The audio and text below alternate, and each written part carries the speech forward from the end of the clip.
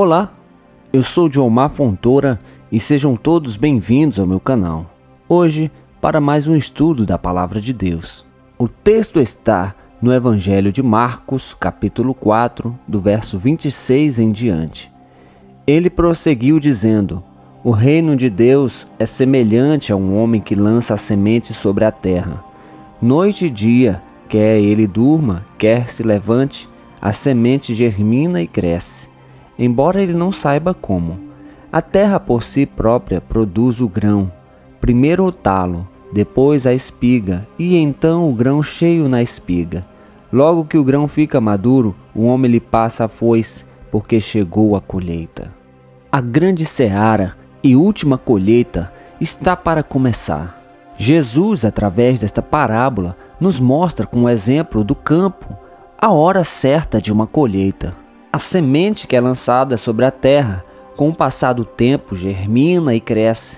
A terra produz o grão e, como diz a parábola, primeiro o talo, depois a espiga e então o grão cheio na espiga.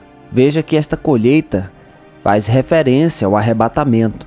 Jesus está falando sobre o arrebatamento. A semente lançada sobre a terra simboliza o evangelho que é pregado em todo o mundo. E quando o grão então fica maduro, chegando a hora da colheita, simboliza a hora do arrebatamento. Então, como identificar que o grão já está maduro? Veja que o grão maduro simboliza as pessoas. Muitos acham que na iminência da volta de Jesus, e nós já estamos na iminência da volta de Jesus, acham que nestes dias, antes do arrebatamento, acontecerá um grande avivamento sobre toda a terra. E sendo assim, todos estarão prontos para a hora que Cristo voltar. Seria muito bom se isso acontecesse mesmo. Se antes da volta do Senhor, um avivamento grandioso viesse e mudasse o coração e a mente das pessoas para que voltassem para o Senhor. O problema é que o que a maioria das pessoas entendem por avivamento não é aquilo que está na Bíblia, pois avivamento nada tem a ver com gritaria, chororô, ficar emotivo por causa de uma canção. Isto são apenas sensações humanas. O verdadeiro avivamento, na verdade, começa com uma profunda mudança no caráter. A última colheita acontece no momento em que o grão fica maduro. Ao ser questionado pelos discípulos como seriam os últimos dias, as previsões de Jesus não são boas. Pelo contrário, são terríveis, pois ele diz que dias difíceis seriam. Jesus responde falando sobre fomes, terremotos, tribulações, nações divididas, falsos profetas, falsos cristos que enganariam a muitos e levariam multidões a se apostatarem. Os crentes seriam odiados apenas por mencionarem o nome de Cristo. Falou que o amor de muitos esfriaria, com alguns se desviando devido ao ousado crescimento do pecado e da corrupção. E ele chega mesmo até perguntar: será que quando o Filho do Homem vier, encontrará fé na terra? Veja que o avivamento que muitos pregam por aí nada tem a ver com estes dias tenebrosos que Jesus previu. Entenda que o momento em que o grão está maduro nada tem a ver com dias fáceis, nada tem a ver com dias de glória, de vitórias, mas sim com dias difíceis. Veja que na parábola diz: a terra por si própria produz o grão. Este mundo não nos ama e irá fazer de tudo para destruir a vida daqueles que almejam a salvação. No Evangelho de João, capítulo 4, verso 35, Jesus nos deixa um sinal para sabermos que os campos já estão maduros. E o sinal é a sua própria geração há 2000 anos atrás. O texto diz assim: vocês não dizem, daqui a 4 meses haverá a colheita? Eu lhes digo, abram os olhos e vejam os campos. Eles estão maduros para a colheita. Veja que Jesus mostra aquela geração de 2000 anos atrás como modelo para a última geração, a geração da colheita, a geração da figueira. Jesus falou que aquela geração ali de 2000 anos atrás estava pronta para a colheita, estava madura, estava na hora de ser colhida. O que Jesus viu naquele tempo que o levou a dizer: a colheita está pronta, está na hora de colher? Será que ele viu um despertamento espiritual em Israel? Estaria havendo um avivamento nas sinagogas? Os sacerdotes estavam se voltando a Deus? Os escribas e fariseus estariam se vendo convencidos de culpa diante de Deus? Que prova havia de que a colheita estava madura?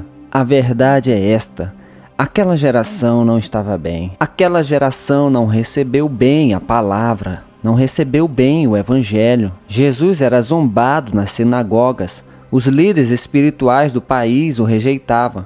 Questionava sua integridade e divindade. Uma multidão religiosa tentou lançá-lo sobre um penhasco. As cidades viram os milagres, ouviram as mensagens, mas ainda assim não se arrependeram dos seus pecados. Jesus chega até mesmo a dizer a certas cidades: ai de você, Corazim, ai de você, Betsaida, porque se os milagres que foram realizados entre vós tivessem sido realizados em Tiro e em Sidom, há muito tempo eles teriam se arrependido, vestido roupas de saco e cobrindo-se de cinzas. As multidões estavam confusas, em caótico desespero.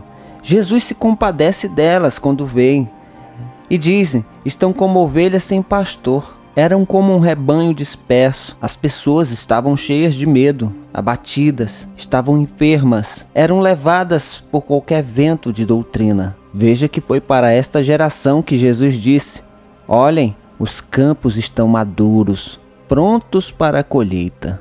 É o retrato exato da nossa geração. Verdadeiramente nós somos a geração que se encaixa perfeitamente em todos os requisitos para que se complete o desfecho divino sobre toda esta terra. A nossa geração é como aquela geração há 2000 anos atrás.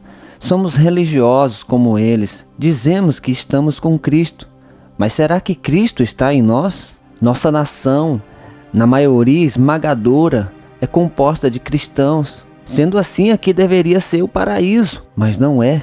Vivemos em um país violento, onde temos que nos trancar em nossas próprias casas, nos tornando prisioneiros em nossos lares, com medo da criminalidade. As pessoas são mentirosas, não agem com honestidade, orgulhosas, vaidosas, mais amantes dos prazeres da carne do que tementes a Deus. Esta geração está madura e pronta para a colheita, como estava a geração há 2000 anos atrás. Esta é a grande verdade que todos sabem, mas não querem acreditar. A salvação é ofertada para todos, mas nem todos serão salvos.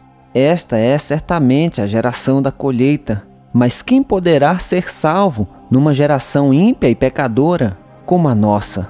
E a resposta está em Mateus capítulo 4, verso 15 em diante. Terra de Zebulon e terra de Naftali, caminho do mar, além do Jordão, Galileia dos gentios. O povo que vivia nas trevas viu uma grande luz. Sobre os que viviam na terra da sombra da morte, raiou uma luz. Muitos se perderam na geração de Jesus, mas também para muitos Jesus disse: filho, vá em paz, a tua fé te salvou. Está chegando a hora da colheita da nossa geração.